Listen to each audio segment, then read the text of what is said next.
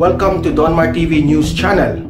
Samantala, nadagdagan pa ang bilang ng mga dating mamamahayag at mambabatas na kabilang sa mga appointee ni President Ferdinand Bongbong Marcos Jr. Ito matapos na lumabas ang appointment ni dating ACT-CIS Party List Representative Ninia Tadoran bilang Undersecretary ng Department of Social Welfare and Development to DSWD. Ipinakilala si Tadoran sa isang event bilang DSWD Undersecretary kung saan sa ilalim siya ng pamumuno ni Secretary Erwin Tulfo na isa ring dating kagawad ng media. Napili si Tadoran dahil umano sa mga karanasan nito sa pagbibigay ng tulong sa ilang taong pagiging tinatawan sa mababang kapulungan ng Kongreso. Nais ni Pangulong Ferdinand Bongbong Marcos Jr. na linisin umano ang Department of Social Welfare and Development at ang listahan ng mga benepisaryo para sa target na Social Assistance Program ng DSWD kung saan ang mga hindi kwalipikadong tumanggap ng cash grants mula sa gobyerno ay tatanggalin na dito.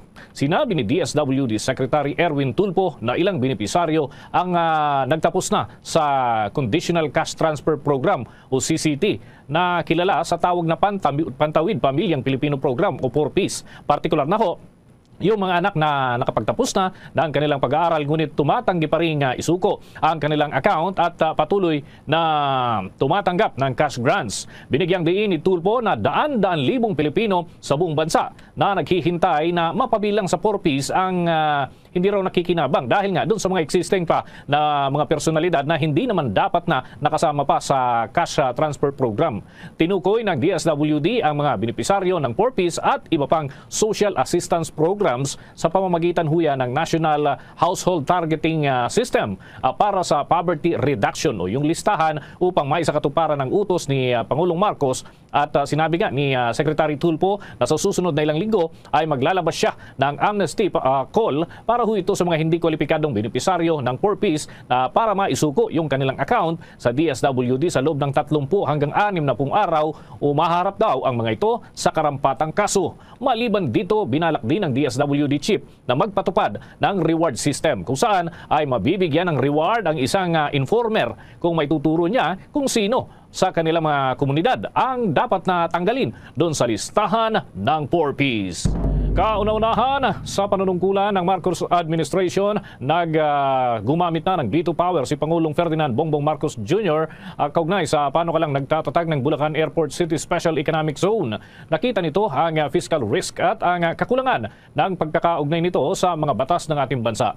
Sa kanyang naging mensahe, sinabi ni Marcos na hindi siya lalagda sa isang panukala na nagdudulot ng substantial fiscal risk para sa Pilipinas. Dinagdag niya na ang House Bill number 757 ay lumalabag sa otoridad ng naturang ahensya ng gobyerno. Sinabi ni Marcos na ang iminungkahing batas ay walang mga probisyon sa pag-audit para sa Commission on Audit at hindi pinaliwanag kung paano ito kukuha ng mga lupain para sa mga benepisaryo ng reformang agraryo at ganoon din yung pagbibigay ng blanket powers sa Economic Zone Authority sa Technical Airports Operation at Environmental Protection ay hindi rin mahanap doon at lumalabag sa konstitusyon. Ang Ecozone ay itatayo sana sa loob ng Bulacan Airport Complex. Ang prangkisa para sa operasyon nito ay ibinigay sa San Miguel Corporation. Ang bagong 740 billion pesos na international airport ay magkakaroon ng kapasidad na 100 milyong pasahero bawat taon. Nauna nang sinabi ng San Miguel na ang proyektong ito ay maaaring makabuo ng mahigit 1 milyong direct at indirect jobs. Ito ang nakakagulat, viral at trending ngayon sa mundo ng social media ang di umano'y balitang natalo sa pagkasenador na si Antonio Trillanes. Tila nga nagmamagaling nang magbigay ito ng payo kay President-elect Bongbong Marcos Jr. kung papaano daw mariresolba ang problema ngayon sa langis. Matapos nga nito ay agad bumuelta ang mga netizen at galit na galit kay Antonio Trillanes sa kanyang nagmamagaling na pagpapahayag. Ito ang mainit na balitang pinutakti ngayon ng samud-saring komento mula sa marami sa ating mga kababayan at marami sa kanila ngayon ang hindi napigil ang kanilang sarili na maglabas ng kani-kanilang hinaing at komento sa mundo ng social media. Tila nga nagmamagaling at nagbigay ng mungkahi ang natalong kandidato sa pagkasenador na si Antonio Trillanes IV sa susunod na administrasyon ni President-elect Bongbong Marcos Jr. kung papaano raw maiiwasan ang mabilis na paggalaw ng presyo ng langis. Ayon kay Trillanes, ay maiiwasan sana ang pangyayaring pagtaas ng presyo ng krudo ngayon kung ginawa ng Duterte administration ang mga payo na ibinabahagi niya. Ganito nga kasi ang naging payo ni Antonio Trillanes kay President-elect Bongbong Marcos Jr.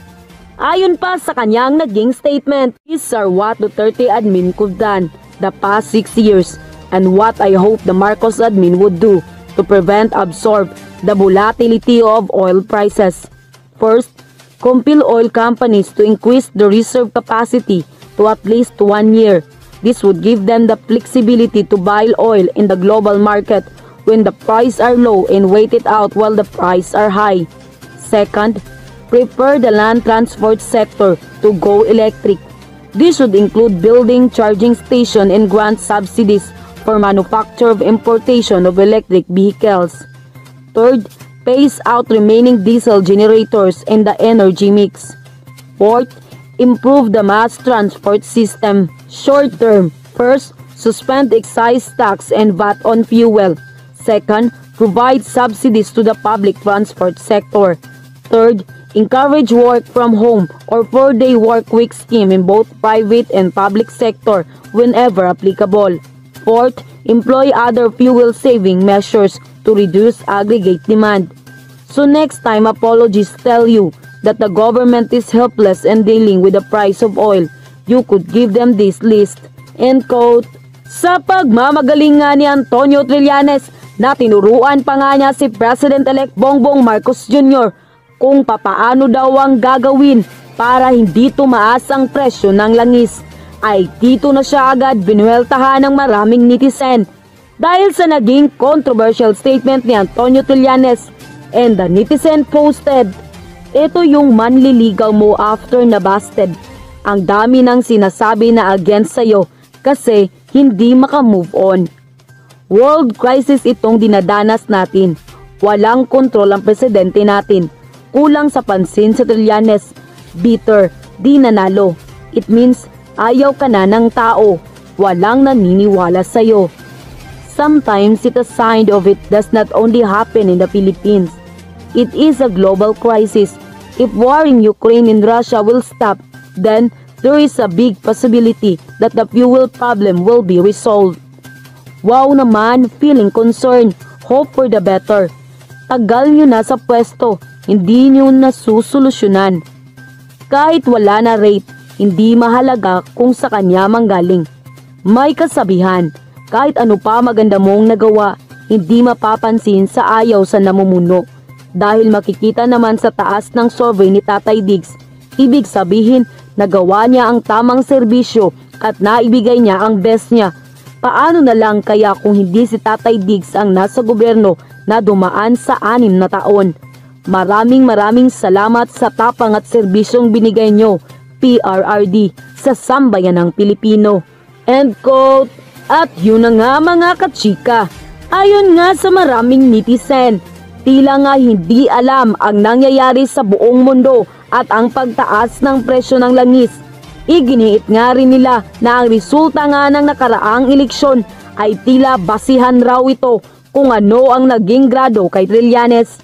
At ganito di umano kakitid ang utak ni Trillanes, talo na nga nagpapapansin pa.